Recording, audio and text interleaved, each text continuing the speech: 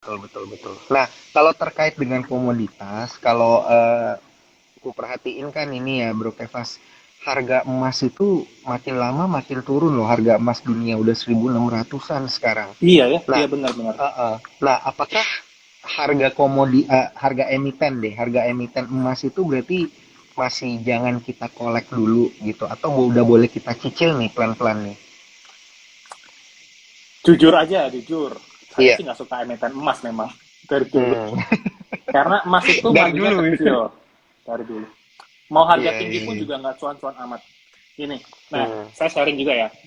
Iya, iya. Kalau komoditas itu yang paling saya suka cuma dua, Bro Daniel. Mhm.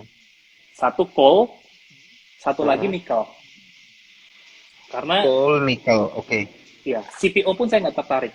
Alasannya gini, Heeh.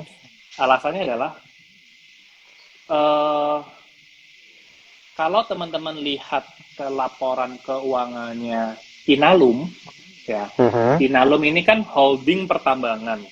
Ya, Iya. di bawah holding pertambangan ini ada Antam yang punya tambang emas, Antam yang punya nikel, ada Mhm. Inco, PTBA, Freeport dan segala macam.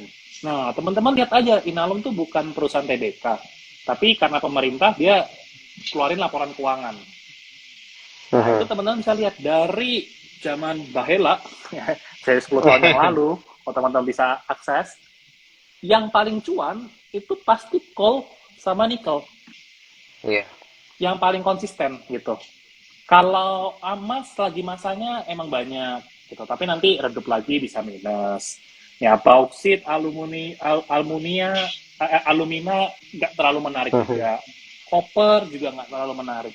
Nah jadi makanya saya simpulin eh, dua komoditas yang paling seksi yang saya suka dan akhirnya saya pelajari dengan supaya ngerti gitu, ya coal sama Mhm. nikel gitu. Coal nikel. CPO juga Oke. kalau lagi jelek harga CPO-nya itu banyak banget yang rugi. Nah, sedangkan kalau Mhm. call lagi harga $50 pun pada waktu dulu susah, sedikit yang rugi. Gitu. That's why Mhm. itulah kenapa saya suka coal dan nickel. Mungkin alasan keduanya juga produk turunannya tuh nggak banyak bro, kayaknya. Mhm. Maksudnya gini, kalau coal itu to the point langsung dipakai buat pembangkit listrik, udah. Nggak ada produk turunan Iya, harus. Kalau CPO benar. dari minyak jadiin biodiesel, jadiin minyak crude oil yang diolah, nanti bisa jadi kosmetik, bisa jadi obat-obatan, turunannya banyak. Ya kayaknya kalau Iya, coal itu iya, to the iya, iya, point, iya, iya. harga naik ya udah langsung kejual gitu. Mhm. Benar, benar, benar. Dan proses untuk menambangnya juga katanya jauh lebih mudah daripada nikel gitu ya.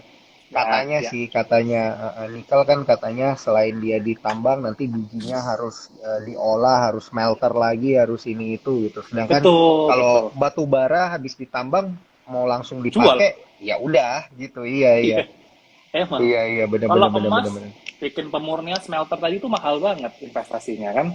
Iya, betul, betul juga sih. Nah, jadi ini ada pertanyaan menarik nih, Bro Kevas dari Cuan Troopers kita.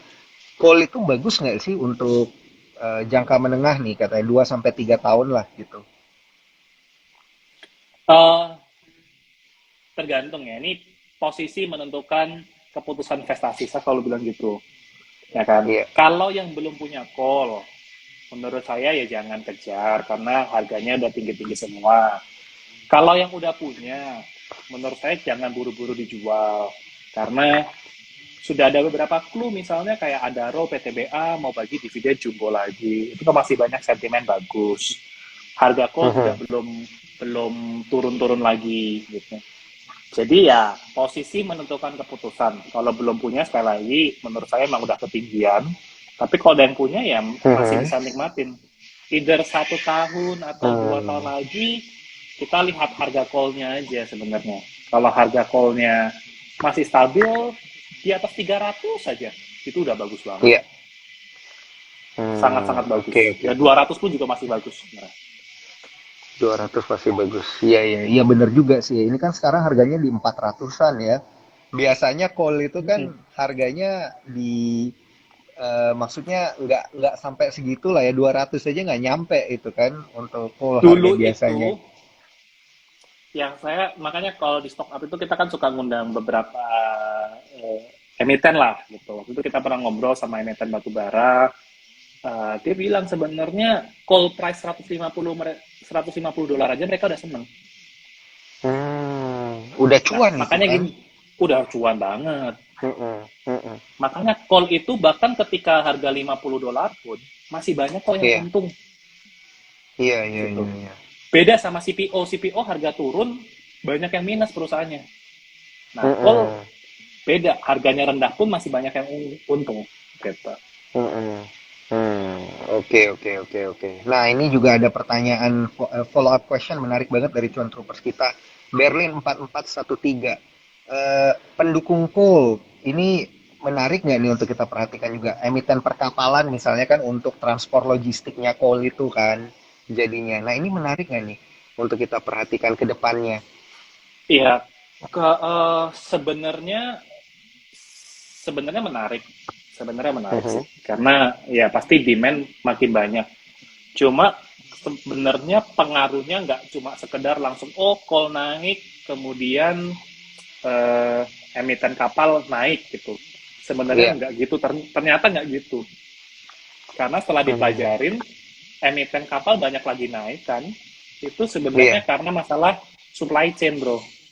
Jadi memang Hmm, karena pandemi eh, supply chain-nya terganggu. Nah, mhm, karena jasa angkutnya terbatas, ya harga mhm, kapal nih pada naik semua gitu. hmm, Nah, salah satu penyebab emiten kapal kemarin naik-naik itu salah satunya karena itu. Itu kalau menurut mhm. analisa saya. Jadi ya kelihatannya sih begitu. Oke, oke, oke, oke. Nah, ini buat para cuan troopers yang tadi nggak sempat dengerin dari awal ya, dan banyak juga yang tadi udah nanya bakal di save apa enggak Instagram Live pada malam hari ini bakal kita save ya teman-teman. Jangan lupa dicari aja di Instagramnya Sukor Sekuritas @sukorsekuritas. Nanti dicari yang ada fotonya Bro Kevas. Oke. Oke, oke. Itu tadi yang support logistiknya juga sudah dijelasin, emiten komoditasnya juga udah dijelasin. Nah, ini kita pengen tahu nih ke beberapa emiten-emiten yang dipegang oleh Cuan Troopers terkait dengan komoditas. Ada yang nanya tadi terkait dengan emiten komoditas itu ITMG, Harum. Nah, ini gimana nih? Oke, View-nya uh, Bro Kevas. Ini soalnya tadi kan stock pick-nya Bro Kevas IATA dan yang satunya gitu kan. Kalau ya, kalau yang Harum dan ITMG gimana nih? oke ya kalau kalau batu bara banyak yang bagus ya, ITMG, Adaro, PTBA semuanya bagus. Saya sih kalau Iya. idolanya PTBA. Batu bara yang saya suka dan saya pegang tuh PTBA. Dan kalau IATA itu bukan cuma sekedar kayak, oh batu bara saya pegang, enggak. Karena tadi saya bilang itu Iya. lebih karena ada corporate actionnya. Nah, Iya. termasuk yang PKPK itu juga bukan, wah karena batu bara nih, gitu. Tapi karena ada corporate actionnya. Ya. Iya. Jadi itu kalau saya agak bagi dua tuh. Ya. Cara analisanya juga beda. Nah, kalau ETMG sih menurut saya juga masih bagus ya. Oke. Sama-sama strong lah. Nah, kayak gini, makanya kalau yang belum punya, jangan dikejar. Karena Mm-mm. harganya udah terlalu tinggi. Tapi kalau ada yang Mm-mm. punya, let profit run aja bro. Lumayan kan? Gitu. Apalagi nanti Hmm. dividen-dividen lagi, tinggi-tinggi lagi. Iya, jadi walaupun dia ada koreksi maksudnya tapi kita udah ngambilnya di harga bawah ya udah lanjut aja ya. Iya, karena kan Bener. story-nya masih bagus nih, masih berlanjut nih dan harga batu baranya juga masih tinggi. Iya, iya, iya. Makanya Nah, kalau yang udah punya mhm, dari bawah, kalau saya kan fundamental. Kalau mungkin kalau yang pakai teknikal sebenarnya gampang sih.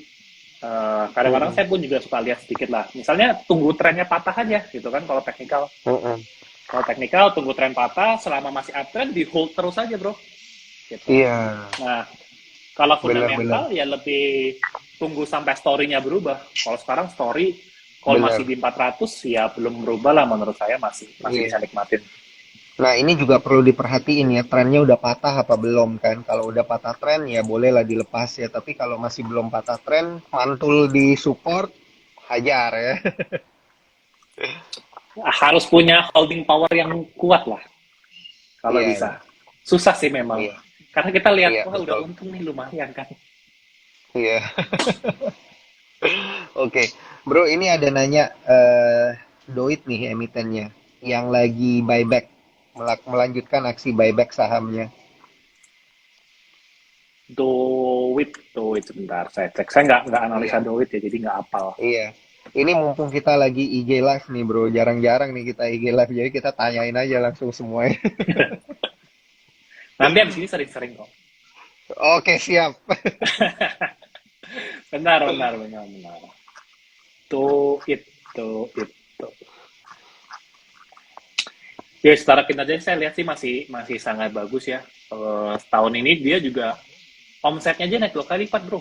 Mantap juga nih ya. Dari Mantap. 5 Iya, triliun iya. 10 triliun. Jadi ya ini sih masih masih oke sih Doit. Mirip lah sama sebenarnya kalau udah sektornya lagi manggung memang semua sahamnya manggung semua juga sih.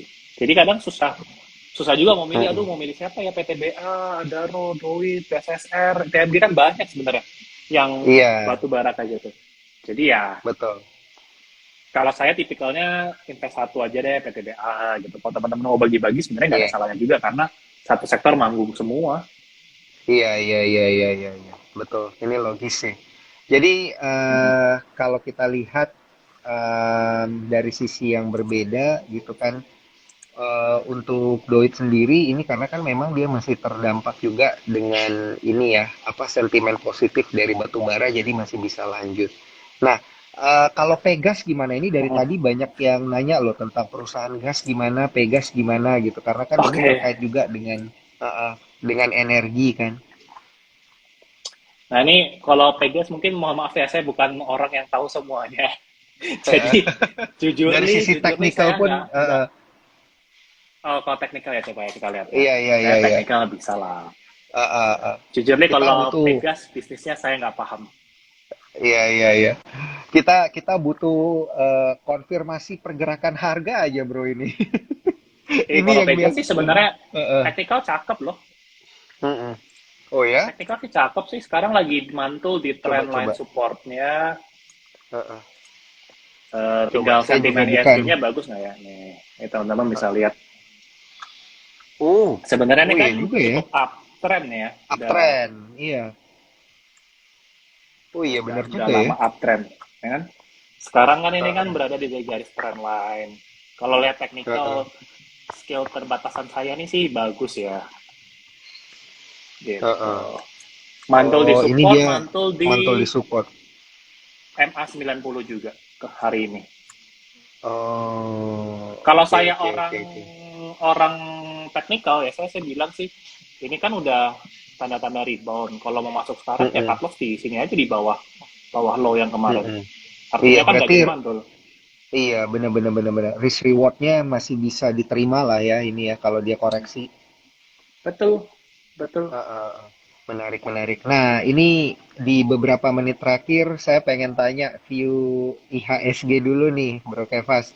Untuk IHSG kita pergerakannya di sepanjang pekan ini akan seperti apa nih? Kalau dari pandangan Bro Kevas sendiri. Ya, sejujurnya saya bukan dukun ya, jadi saya juga tidak tahu apa yang akan terjadi. Karena gini sih Iya, sebenarnya iya. IHSG ini kemarin tuh siapa lah, saya adalah influencer yang screenshot tuh menarik Heeh, juga ya. iya. IHSG-nya tutup hijau, tapi Heeh. jumlah saham yang turun itu di atas 60% bro. Oh iya. Iya ya. Iya, jadi kelihatannya hijau atau nggak kemana-mana, tapi banyak saham yang lagi turun. Makanya kan banyak yang panik ya kayaknya tuh saya ngeliat Mm-mm. akhir-akhir ini banyak yang ngerasa ISG tidak bersahabat padahal ISG-nya sendiri tinggi, market Iya, tinggi iya, loh iya. 7.000 gitu. Iya, benar. Jadi kalau saya jarang memprediksi ISG bakal naik atau turun gimana sih, saya sekali lagi tetap Mm-mm. kinerja lah nomor satu. Kalau kinerja bagus Hmm. harga saham bisa berlawanan dengan ISG gitu. Hmm. Oke, oke, oke, siap. Nah, kemudian satu pertanyaan terakhir ini, Bro Kevas, karena minggu depan kita udah masuk di kuartal 4 loh. Kita udah masuk di Oktober Iya ya, loh. Udah Oktober. Oktober, November, Desember, nggak berasa loh. Nah, Mm-mm. ada nggak nih tips-tipsnya untuk para cuan troopers yang bisa dibagikan nih? Menjelang kuartal 4 dan di kuartal 4 ini apa sih sebenarnya yang perlu kita persiapin ini, Bro? Oh. Sejujurnya lagi, Heeh. saya paling suka kuartal 4 memang dari dulu. Dari Oke. dulu, dari 8 tahun saya di saham pengalaman, saya Heeh. paling banyak profit itu pasti dari periode Oktober sampai kuartal 1. Ya, jadi secara Oh. statistik Oktober itu eh, paling banyak mantul lah. Bukan mantul, maksudnya paling banyak Heeh. rally. Biasa rally itu suka Heeh. sering di bulan Oktober atau Oktober akhir lah. Karena nanti ada Heeh. window dressing, ada Januari efek, ya kan. Kemudian ada laporan keuangan kuartal 4 biasanya yang selalu bertumbuh, pembagian dividen. Makanya kuartal 2, kuartal 3 tuh biasa market sepi, cenderung sideways, nanti turun turun Heeh. turun turun, Oktober November baru mulai pick up sampai Desember. Biasanya sih gitu. Jadi Hmm. saya suka sih Oktober nih, excited lah. Oke, oke. Berarti karena banyak rally, jadi sebenarnya sebenarnya strategi yang benar itu apakah kita buy on weakness semua nih Oktober nih, Bro?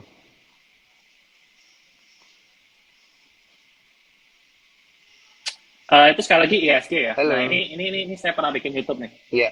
Heeh. Nah ini saya bikin YouTube Oh, 3 tahun lalu nih bro, 3 years ago. wah, buset. Saya bilang buka-bukaan cara 95% pasti cuan. Iya, iya, iya. Itu kesimpulannya beli di Oktober. Oh, buy on weakness semua atau ada yang udah tinggi tapi pas dihajar sahamnya Uh, bener lanjut rally. kalau kalau saya kan dulu risetnya ISG. Jadi secara Heeh. statistik ISG dari Oktober sampai saya lupa sih, dari Maret atau April, Heeh. dari 10 tahun lalu atau saya lupa berapa tahun lalu, ini dari 3 tahun lalu saya risetnya juga, 95% Heeh. pasti hijau ISG-nya. Jadi asumsinya adalah ya secara mayoritas banyak saham yang bergerak naik di kuartal 4 sampai kuartal 1 gitu. Heeh. Apakah pasti? Tidak pasti 100% ya, karena ada yang negatif juga, tapi probabilitasnya tinggi. Heeh. Oke, oke. Probabilitasnya lebih tinggi ya kalau kita masuk berarti nanti mulai di Oktober, kita hold terus nanti sampai ke Santa Claus Rally dan kemudian mungkin bisa kena di Januari efek gitu kali ya. Iya, oh nih bro nih, Oktober sampai Mei. Wah, mantap. Tuh. Ini Oktober sampai periode Mei ya. Oktober sampai Mei return ISG. Dari tahun berapa nih? Oh, makin hari 2000 makin tinggi ya. 2000 saya riset ya. 2000 saya riset sampai tahun terakhir 2019 nih. Itu ISG Oktober Oh. sampai Mei hijau semua, Bro. Oh, Kecuali iya, iya, iya, iya, iya. Oh, ini berarti tarik panjang ya dari Oktober sampai Mei